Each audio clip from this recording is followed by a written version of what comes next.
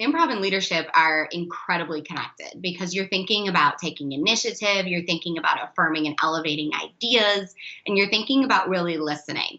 So, in order to really show that to your staff that you're doing that and also hope that they will do that, there's a couple of really quick things that you can adjust in your own behavior as well as offer for them.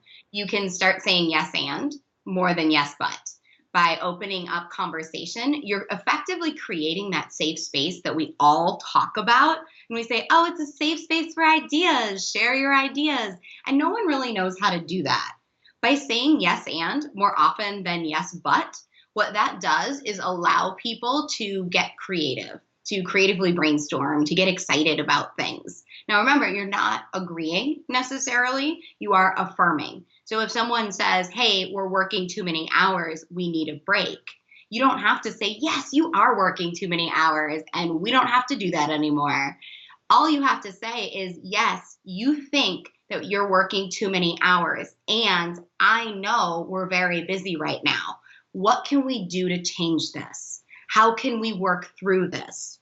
Now, what you're doing is opening up conversation. So you also need to be ready for that conversation as a leader. A lot of leaders start using yes and they're like, I'm not ready to have these talks quite yet. And my response to them is always, well, you kind of open the door and that's a good thing. So it's getting comfortable with that open communication after that. Now, that's the first part.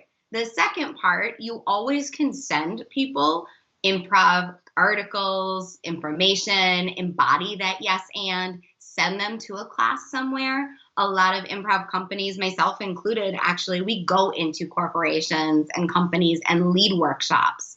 Now, what we do is customize all of our work. So say we're going into Viacom, which is one of our larger clients in New York. We're working very specifically with some entry to second level individuals that are working on their presentation and communication skills. So we lead an improv presentation skills class once a month for whoever signs up.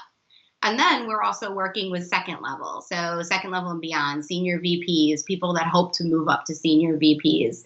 And in that sense, we're more working on like the pivoting skills and flexibility that improv brings versus those baseline communication skills. So thinking about being able to roll with it, or if something happens during a meeting or a speech or a client interaction, like what do you do to avoid that face that you get when you're like, I have no idea what's just happening, the deer in headlights sort of thing.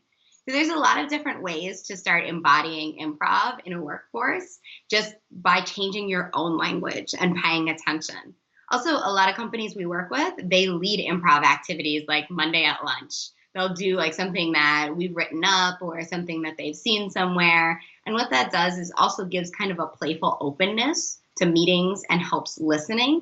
So we have a couple people that actually lead one of our improv activities before every meeting, and it's just all about listening. They start every new sentence with the last word of the previous sentence. So you have to pay attention. So if I'm having a conversation with you and I say, oh, it's a really nice day outside, you would have to start your next conversation, your next sentence, I should say, with outside is kind of cold right now.